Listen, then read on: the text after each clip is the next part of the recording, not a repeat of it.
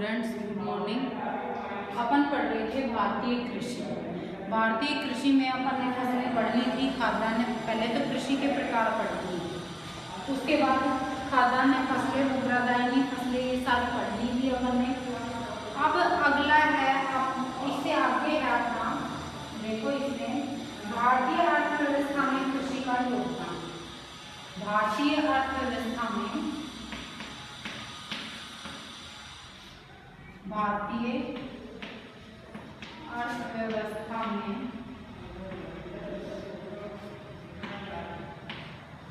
कृषि का योगदान।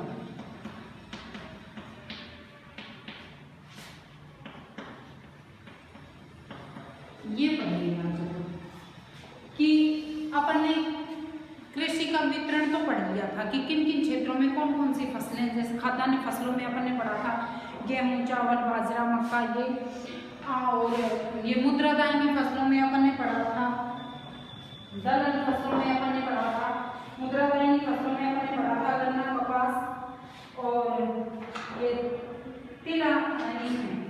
गन्ना, कपास, तिलहन फसलों में अपन ने पढ़ा था मूंगफली, सरसों, ये सारी चीजें पढ़ ली थी अपन ने। अब है भारतीय अर्थव्यवस्था में कृषि का क्या योगदान है, कि इस कृषि से, जैसे कृषि खाद्यान्न अपना कृषि प्रधान देश है। पहले भी बताया था कि भारत में 55-56% जनसंख्या, 54% जनसंख्या कृषि से ही अपनी आजीविका कमाती है। तो कृषि प्रधान देश है, 54% जनसंख्या या 55% जनसंख्या कृषि कार्य में किसी न किसी रूप में लगी हुई है। तो उसका अर्थव्यवस्था में क्या योगदान है, कि जैसे एक तो कच्चे माल के रूप में, जैसे कृषि से जो फसलें उत्पादित खाद्यान्न के रूप में उपयोग होता है, दूसरा कच्चे माल उद्योगों में इसका। तो इसके अलग अलग पॉइंट देखो दे रखे हैं। रोजगार का साधन, सबसे पहला है रोजगार का साधन।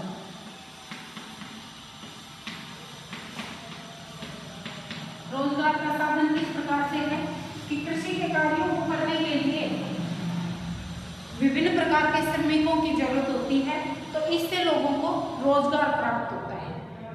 कृषि से अपन को खाद्यान्न फसलें तो प्राप्त होती हैं अर्थव्यवस्था में, कि अधिक से अधिक जनसंख्या, यहाँ की 55% जनसंख्या कृषि कार्यों में लगी हुई है। तो इस जनसंख्या को कृषि के द्वारा ही रोजगार, जैसे जो भी काम मशीनें को चलाना, मशीनों का उपयोग करना, हाथों से जो काम किए जाते हैं, उससे रोजगार उपलब्ध, बेरोजगारों को रोजगार उपलब्ध होता है। देखो इसमें देखा, भारतीय कृषि में 55.6% जनसंख्या का प्रत्यक्ष रूप से रोजगार का साधन है। कितने प्रतिशत जनसंख्या कृषि कार्यों में?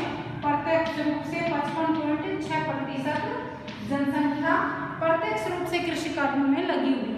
तो इससे इन बेरोजगारों को रोजगार के साधन उपलब्ध हो जाते हैं। आगे है सहायक कार्यों के रूप में भी, जैसे इसमें पशुपालन, मत्स्य पालन होता है, कृषि के साथ साथ ही होते हैं ये सारी चीजें। मत्स्य पालन है, वानिकी रोजगार के साथ उद्योगों को कच्चे माल की आपूर्ति करती है, जो प्रत्यक्ष रूप से तो कैसे लगेंगे, कृषि के जो कार्य किए जाते हैं मनुष्य के द्वारा, जैसे जोतना, सिंचाई करना, इन कार्यों में प्रत्यक्ष रूप से मशीनों के द्वारा उसका निकालना अनाज को, तो वो तो प्रत्यक्ष रूप से। और अप्रत्यक्ष रूप से जैसे पशुपालन, अब कृषि के साथ साथ पशुपालन भी करते हैं लोग, मत्स्य पालन करते हैं, वानिकी की बाग कृषि के साथ साथ जैसे पेड़ पौधे लगा लिए, सब्जी उत्पन्न कर ली, तो ये अप्रत्यक्ष रूप से हो गई। और उद्योगों को कच्चे माल के रूप में भी ये रोजगार उपलब्ध करवाते हैं। ठीक है, जैसे कपास से, ये अपन ने मुद्रादायनी फसलें पढ़ा था ना, गन्ना, कपास, जूट, तो इनसे, जैसे कपास से सूती वस्त्र उद्योग में कच्चा माल कपास है, उससे इस सूती वस्त्र उद्योग का निर्माण होता है, तो रोजगार के साधन उपलब्ध करवाता है। दूसरा इसमें पॉइंट है, देखो सकल घरेलू उत्पाद में सहायता, सकल घरेलू उत्पाद में सहायता। अब यह और किस प्रकार से है, जो कृषि है वो और किस प्रकार से योगदान करती है अर्थव्यवस्था में, जो भी अपना पूरा सकल घरेलू उत्पाद का मतलब होता है कि जो भी यहाँ रोजगार उपलब्ध होते हैं उनमें कृषि भी एक मुख्य सहायक है। जैसे मैंने अभी बताया कि कच्चे माल के रूप में, जैसे उद्योगों में कच्चा माल कृषि से प्राप्त होता है, जैसे गन्ने से चीनी बनती है, कपास से सूती वस्त्र बनता है, तो यह उसका जो व्यापार किया जाता है फिर उसका जो प्रॉफिट होता है वो अर्थव्यवस्था में सहायक होता है। ठीक है, तो इसमें भी देखो ये आंकड़े इसमें दे रखे हैं। कृषि व सहायक कारकों का अधिक योगदान रहा है। सहायक कारक कौन से हैं? कृषि और सहायक कारक की, उसके साथ साथ रोजगार उपलब्ध होता है। 1951 में जो योगदान 1993-94 की कीमतों पर 55.11% था वह 1990 में 44% रह गया है। ठीक है, इस कमी का कारण औद्योगिक विकास में द्वितीय व तृतीय क्षेत्र में उत्तरोत्तर वृद्धि रहा है। अब क्या है, सकल घरेलू उत्पाद में, क्योंकि जो जैसे हथकरघा उद्योग था, ये जो कारीगर होते हैं ना, छोटे कुटीर उद्योग, उनका भी योगदान, क्योंकि अब मशीनीकरण हो गया आधुनिक युग में, तो इनका कम योगदान हो गया। अब तीसरा पॉइंट है अपना विदेशी व्यापार में योगदान। विदेशी व्यापार में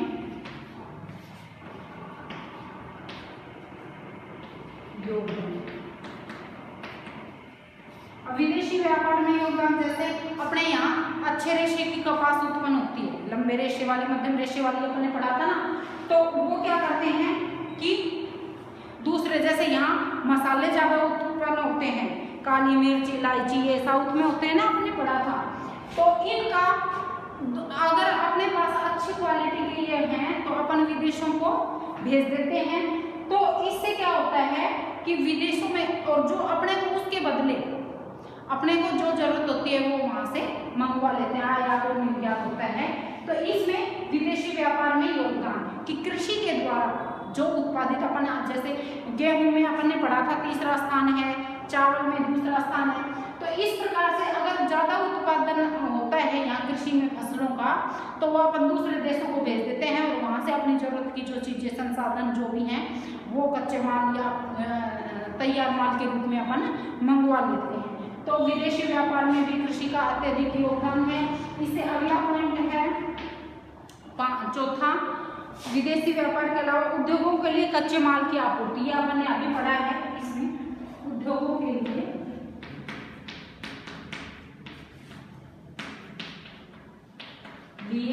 कच्चे माल की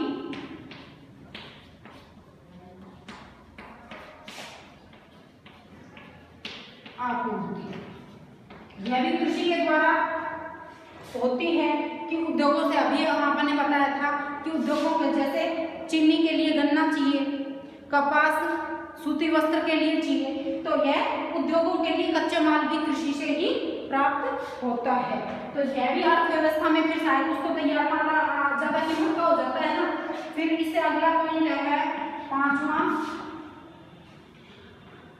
औद्योगिक उत्पादकों के लिए बाजार। औद्योगिक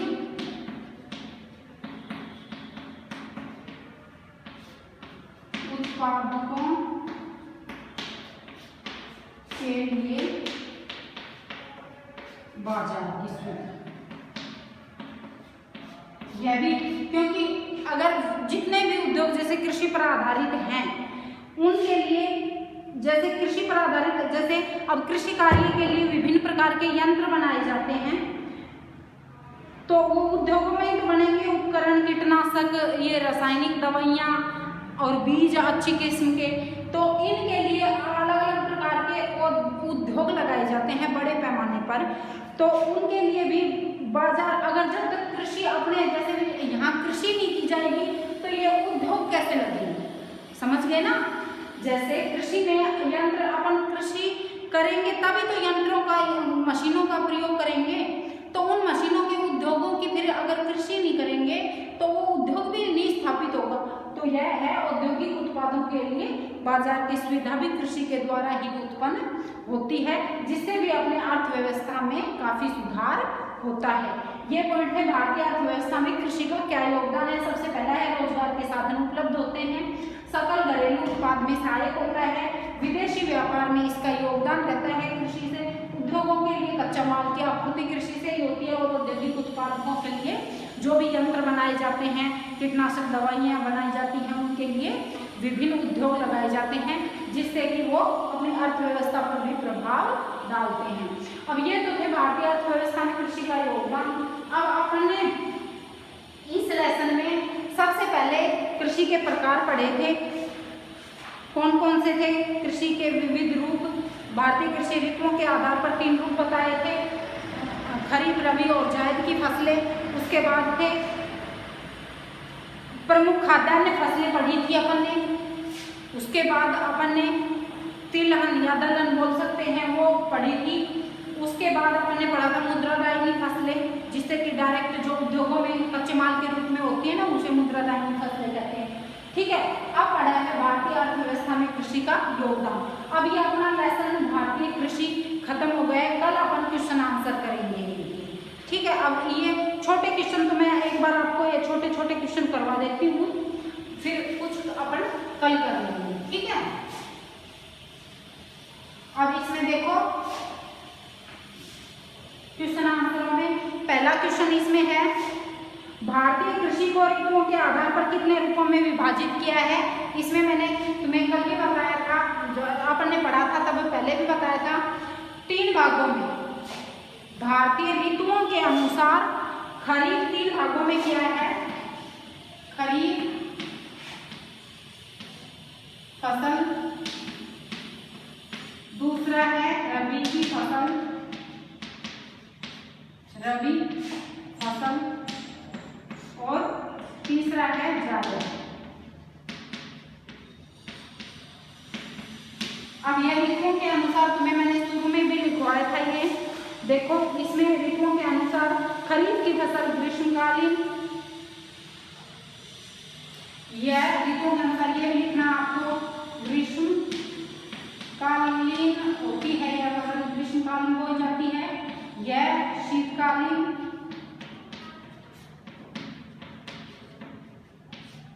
और यह जायद की फसलें होती हैं वसंतकालीन। ठीक है, यह पहले का आंसर। अब दूसरा क्वेश्चन है अपना, भारत में बागानी फसलें कौन कौन सी हैं? यह अपन ने कल परसों भी पढ़ा था, पिछली क्लास में भी। बागानी फसलें कौन कौन सी हैं जो बड़े बड़े बागों में उगाई जाती हैं? ये अपन ने जैसे चाय, कॉफी, रबड़ ये पढ़ी थी ना अपन ने, तो इसमें लिख लो, ऐसी फसलें जिसे विशाल बागानों में उत्पादित किया जाता है उसे बागानी फसलें कहा जाता है। इसके उदाहरण है, दूसरे का आंसर है, ऐसी फसलें जो बड़े बड़े बागानों में, आपकी बुक में भी दे रखा है, ऐसी फसलें जो बड़े बड़े बागानों में उत्पन्न की जाती हैं, उत्पादित की जाती हैं, उसे बागानी फसलें कहते हैं। इसके उदाहरण देख लो, इसमें चाय, कॉफी, रबड़, सिंकोना और गरम मसाले। यह दूसरे क्वेश्चन का आंसर होगा। बागानी फसलें पूरा लिखना है आपको। बड़े बड़े बागानों में उत्पन्न की जाने वाली फसलों को बागानी फसलें कहते हैं। यह इसको उदाहरण चाय, कॉफी, रबड़, सिंकोना और गरम मसाला। ठीक है, और तीसरा क्वेश्चन है, मुद्रादायनी फसलों से क्या आशय है? मुद्रादायनी फसलें मैंने कल भी पढ़ाया था तुम्हें। ये फसलें जब किसानों की आय का साधन होती हैं, वे फसलें, मुद्रादायनी फसलें कौन सी होती हैं? मैं लिखवा देती हूँ।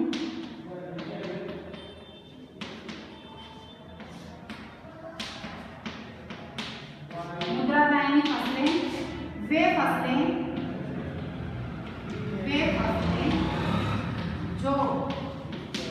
किसानों की आय का साधन, वे फसलें जो किसानों की आय का साधन है, वही उद्योगों को कच्चा माल भी आय का साधन है।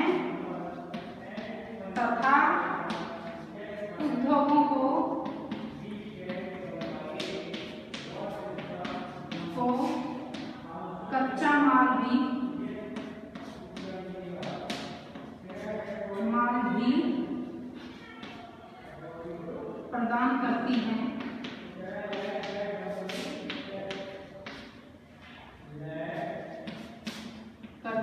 उन्हें मुद्रादायनी फसलें कहा जाता है। ठीक है, वे फसलें जो किसानों की आय का साधन होती हैं तथा उद्योगों को कच्चा माल भी प्रदान करती हैं।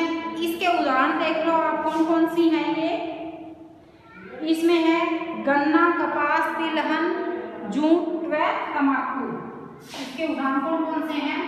अब गन्ना, ये आपने वर्णन पढ़ा भी था, गन्ना, कपास, जूट,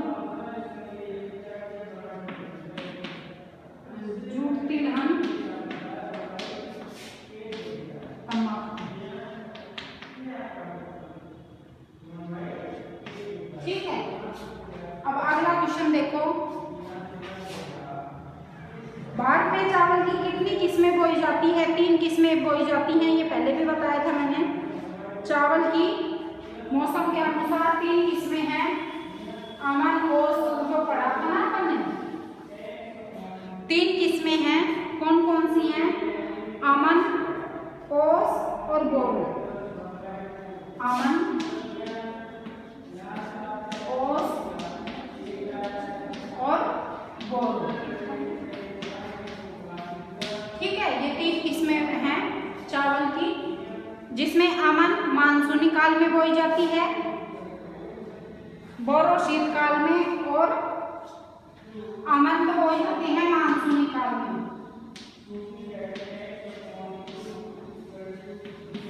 ऋतुओं के अनुसार मानसूनी काल। ओस बोई जाती है शीतकाल में, और शीतकालीन है ये, शीतकाल में, और यह ग्रीष्मकाल में। ठीक है, अमन, ओस और बोरो यह चावल की किस्में हैं, याद रखना 3, ये तुम्हें याद रखना है। अब अगला क्वेश्चन है, शॉर्ट आंसर है ये। राजस्थान में शुष्क कृषि किन जिलों में की जाती है? राजस्थान में शुष्क कृषि किन जिलों में की जाती है? यह देखो, इसमें है जोधपुर, बाड़मेर, जैसलमेर, बीकानेर और सीकर, गंगानगर। यह जो पश्चिमी क्षेत्र है ना, इसमें बोली जाती है। अब अगला है, सिंचित कृषि से क्या तात्पर्य है?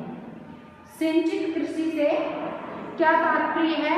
अब इसमें कृत्रिम रूप से फसलों को पानी पिलाना ही सिंचाई कहलाता है। कृत्रिम रूप से फसलों को पानी देना, कृत्रिम रूप से कैसे?